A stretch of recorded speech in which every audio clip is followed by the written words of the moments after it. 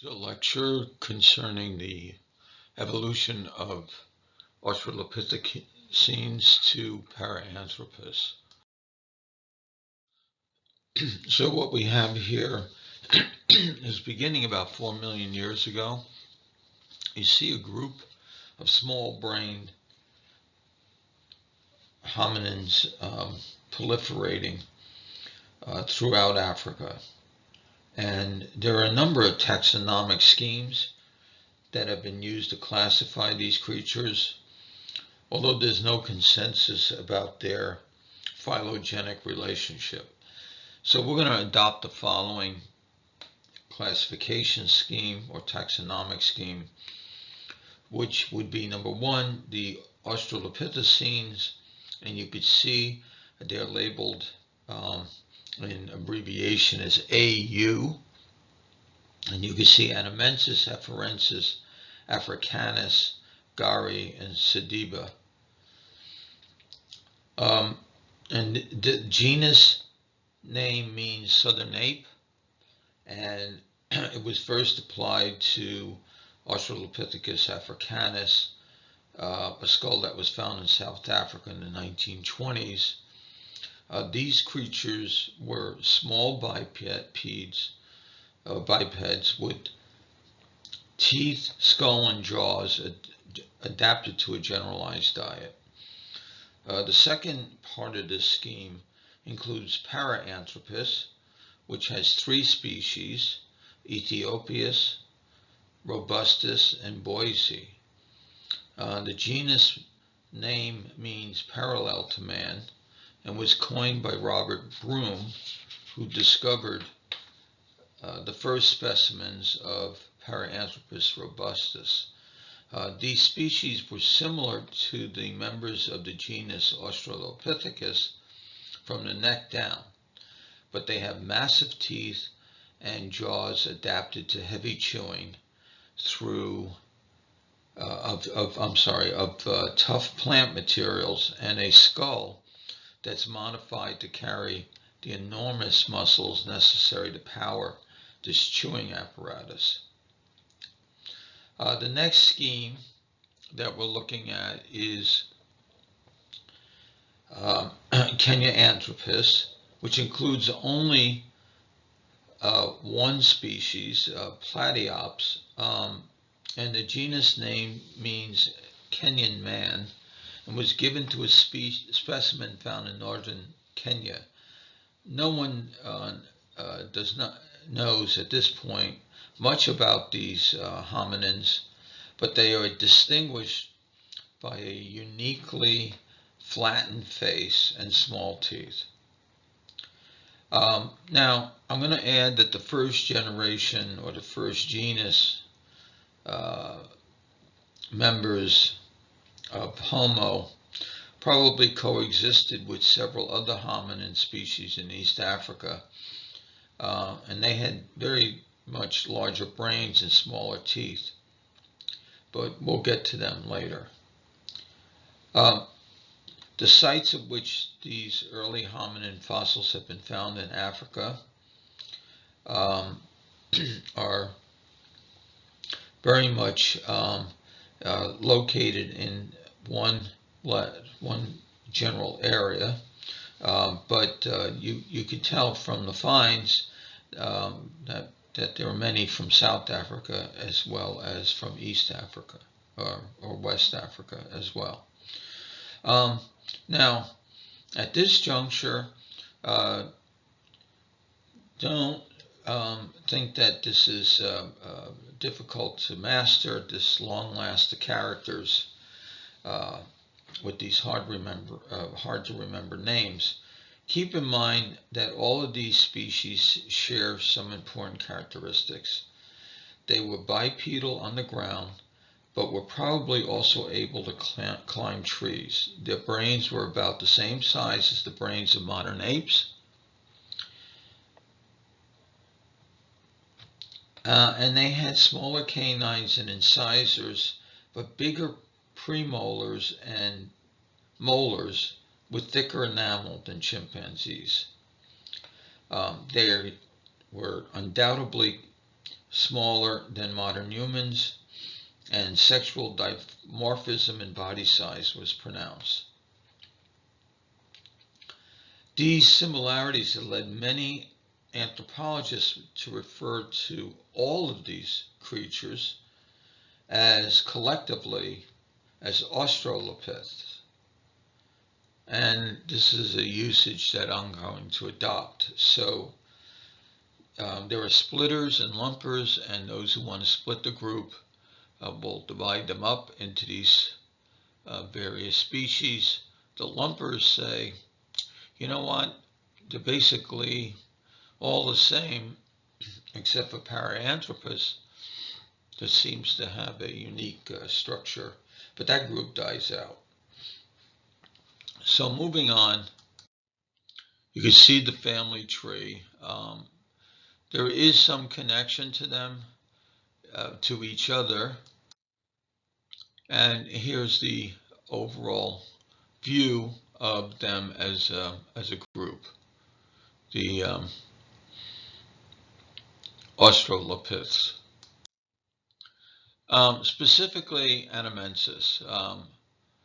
Anamensis is really known, if we get right down to it, that it was certainly bipedal, and we know this from the shape of the tibia or the lower leg bone and its articulation with the ankle. So in humans, the shaft of the tibia is perpendicular to the ankle plane. And we know that in chimpanzees and gorillas, the angle is oblique.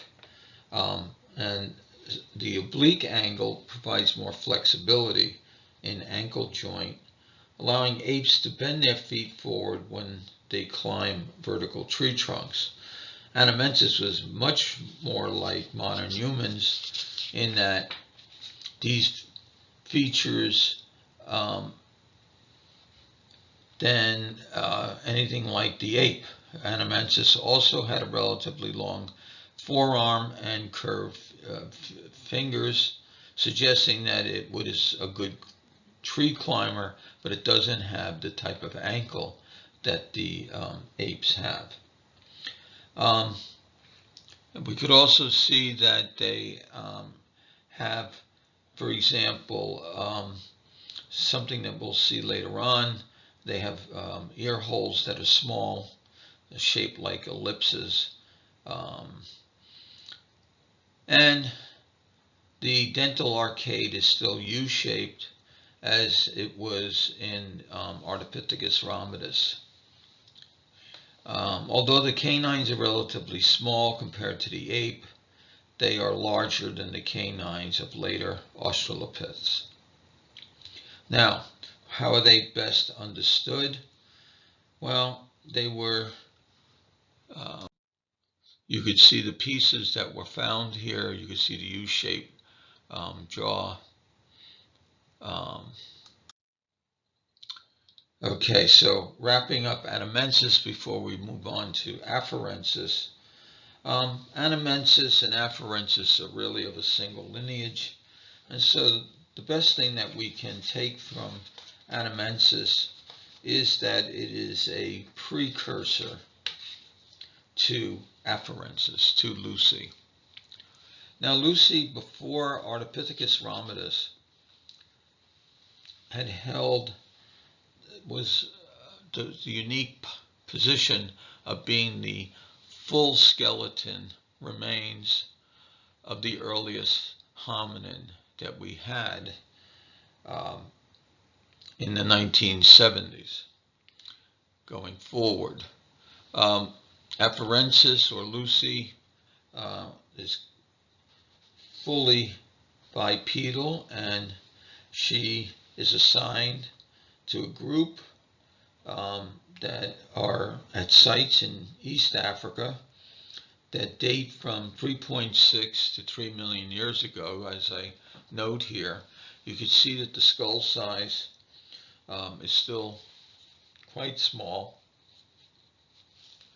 The face is still projecting forward with a dog-like muzzle. This is called subnasal prognathicism. and it spent a lot of time in the trees. Um, in 1973, a team made a really fantastic discovery, and they found a 3 million-year-old knee that showed striking similarities to modern humans. The next year, they returned and found a sizable fraction of the skeleton of an individual, and they dubbed this skeleton Lucy. Now, here is the skeleton. Um, Supposedly, it was named after the Beatles' song Lucy in the Sky with Diamonds. The skeleton is about 3.2 million years old, and it's the skeleton of one individual, and that's what makes it so unique. So this is a remarkable find. During the next season, the team found the remains of 13 more individuals. So the fossils have also been found in several sites elsewhere in Africa. We see that they have been found in Tanzania at Laetoli, and the Laetoli specimens are 3.5 million years old. And in 1995, some researchers found that there were elements of this genus and species in Chad and South Africa. So what all this data suggests is that reconstructions of the environments at these sites indicate that Afarensis lived in habitats ranging from woodlands to the dry savanna between 4 and 3 million years ago. The environment of Hadar is a mixed woodland, scrub, and grassland, and Laetoli, it's all dry grassland, very sparsely dotted with trees. So what we know about Afarensis is that it has a ape-like appearance in its skull and dentition. The cranium is quite ape-like in so much it has a small brain and powerful chewing capacity. Its endocranial volume, the capacity of its brain cavity, is still about 450 cc's. That's less than a pint. This is about the same size as the brain of a modern chimp. And in this diagram, you're getting to see a very different, well, you might say anatomy than you would see in Homo erectus, what it's being compared to. Notice the very long arms, the longer snout, if you will, the high shoulders. All of this is positioning this creature for tree climbing. And we also see that they have, back to the idea of their skull, they have relatively large, forward slanting incisors and the presence of diastema, and that's the space between the upper canine and the incisor that accommodates the lower canine. You can see the skulls this is just an argument that some people make about, is there some connection here that we see with these nice rounded skulls? You could see the flaring in Afarensis, the zygomatic arches, the face flaring outward. And you could see that it's very similar to Africanus. Here's an artist's rendition. The lower jaw is very well described here or pictured, You see the distinctive U-shape dental arcade. Um, the upper and lower teeth should not be so small, in so much as that there is diastema, and so the artist doesn't capture that. Um, Also, the artist believes that Lucy had a more uh, self-conscious appearance that might be evident in the way she peers out at the world. The face was a little bit more prognaathic, meaning forward jutting, but generally speaking, a very nice rendition. Now here is the famous Laetoli footprints, and what I mean by this is that this has two implications. One is the meaning of the photograph itself, or the drawing. What we have here is something that caused quite a bit of uproar when it came out. This was pictured on the cover of a book by Ian Tattersall called The Fossil Trail. And Tattersall claims that he had nothing to do with this particular book cover, that this was a choice of the editor. People who've published a book suggest that this is an unlikely explanation. Nonetheless, most anthropologists, paleoanthropologists, disagree with this, believing that this is far too suggestive of a relationship, which we don't know anything to make that claim. It also implies some nature of male-female interaction, which we don't know anything about. But it also gives us an implication of the Laetoli footprints, which are very important.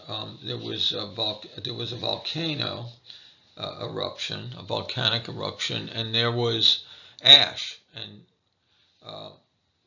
either Lucy or others walked through this ash, and then it sort of solidified. So we have a very good sense of Lucy's size from the footprint, and we also have an ability now to analyze the gait. And in looking at the footprints, we could tell not only from her anatomy, but also from the footprints, that she was fully bipedal. The pelvis is short and wide, and the femoral neck is long and slants inward, and the foot is arched. And she has a non-opposable big toe. These are all traits associated with bipedalism. And we also know something about her height and weight. And she was about 4 feet tall and weighed in, I would say, no more than maybe 90 to 100 pounds from these footprints. The footprints are a trail of about 30 meters or 100 feet. And they're made by 3 bipedal individuals that crossed that thick bed of wet volcanic ash 3.5 million years ago. Now, there's a lot of debate, and there is a sense that who made these footprints? That's the debate, the sense of question. The primary suspects are certainly Australopithecus afarensis, and possibly Kenyanthropus, because they were the only hominins known to have lived in East Africa at the time the tracks were made. And afarensis is probably the most likely traveler, because it is the only hominin whose remains have been found at Laetoli. Now we have Africanus. Africanus is an interesting story. Africanus was found in 1924 and identified by Raymond Dart down in South Africa. Dart did not find this skull. It was found by miners who brought him a piece of rock from which he painstakingly extracted the skull of this immature small-brained creature. He named it Australopithecus africanus, which means the southern ape of Africa. Now there's evidence that members of the same species may have been distributed throughout Africa. Dart's fossil is known in a cute way as the Taung child, Taung. This osteodontoteric culture, it was proposed by Dart in 1925. There's no basis for this. He says that Africanus used bone, tooth, horn implements to hunt animals. We don't have any idea about that. Okay, so here he is with this very small skull. He spent painstakingly hours with a brush getting the limestone off of the skull. People said most of the time, if you saw him, he was at his desk with a small horsehair brush, trying to remove a grain of sand at a time from the skull without damaging the skull.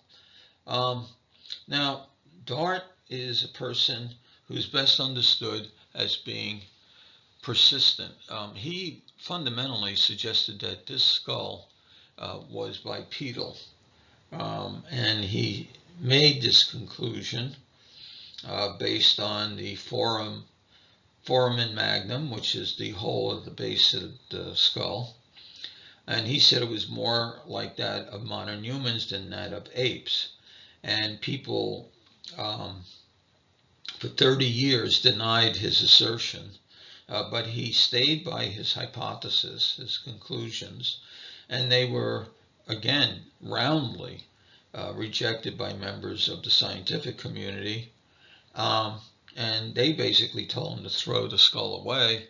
There was probably a little chimp of some sort. But he held on to it, and he made the announcement that this thing was about 4 foot 6 inches tall and weighed about 90 pounds. And eventually, there were a number of other members of the species found from 3 to 2.2 million years ago. Dart's notion that this little child, the Taung child, was bipedal was held up, primarily on the basis of the location of the foramen magnum. He has no postcranial bones to corroborate his conclusion, but many adult skulls and postcranial bones were found at other sites in South Africa. A hip bone, a pelvis, ribs, vertebrae, and they were very much like Lucy, and therefore Taung child is suspected and being highly supported by these finds as being bipedal. Now here's the skull from another shot. All right, so you could see the difference from the gorilla, where in the top you can see in faint writing a female gorilla where the foramen magnum is, the hole in the base of the skull. You can see how far back it is. In the center drawing, you see the location. It was far more forward in Africanus, and then in the bottom drawing is a modern Homo sapien, so you can get a comparison. You could see the Homo sapien certainly is much, a little bit more forward, but certainly Africanus shares a much more similarity with the Homo sapien than it does with the gorilla. Okay, we also can look at the structure of the hip. as well. And here are other descriptions as we look at the more robust figures as well as Africanus. Gari, again, is another category here of Australopithecus. And it lived about 2.5 million years ago. Tim White discovered this in 1999. Small brain, again, about 450 cc's. It does have a slight sagittal crest. You could see that little bump where there's a white patch. You can see the bump on the skull. That's called the sagittal crest. And postcranial stuff can't be assigned to Gari, but there's enough that we can suggest just based on the skull, and it's again the foramen magnum, the prognathic face, that this is a bipedal entity. Sediba, this was discovered about 2 million years ago in South Africa. It's led by a team in 2008. What we have here is a group that is suggesting that what we have is again another Australopithecine, because it has they found a partial skeleton of one juvenile and one adult, and it's a likely candidate for bipedalism because it has all the characteristics of the pelvis that link it to walking. This is an interesting find because this guy Berger did not find it. His 9-year-old son found it embedded in a rock. At least he gave his son some credit. And here are some pictures. Okay. And then there's one other that we don't want to jump over. And that is now in the category of Paranthropus aethiopius, otherwise known as the black skull. Now we're moving into a group that often is associated with Australopithecines, but again, in our taxonomy, we have included it in a separate taxonomy of Paranthropus. And the reason why is that they're more robust. Now, all of these Paranthropus entities share one thing, and that is they're a hominin with teeth and skull structures specialized for heavy chewing. This one here was found in, let's see, in Lake Turkana in northern Africa. It's a very robust Australopithecus. But what we have here is a heavy version of jaw muscles. You can see the flared face. Look at the sagittal crest, which is meant to hold heavy muscle so that the jaw can do the crushing that it needs to do. So the muscle, if you were to look where your muscles for the jaw end, it would be the temporalis muscle ends pretty well at the middle section of your ear. Okay, you can feel it if you bite down. Look at how far up these muscles would have gone attached to this large fin. Okay, so these things all have one thing in common, and you could see the crest, the wide zomatic arches with a wide face. Robustus by Robert Broom. This is probably emblematic of the whole group. You can see the cranial capacity is a little larger. Again, heavy chewing. Here we go again.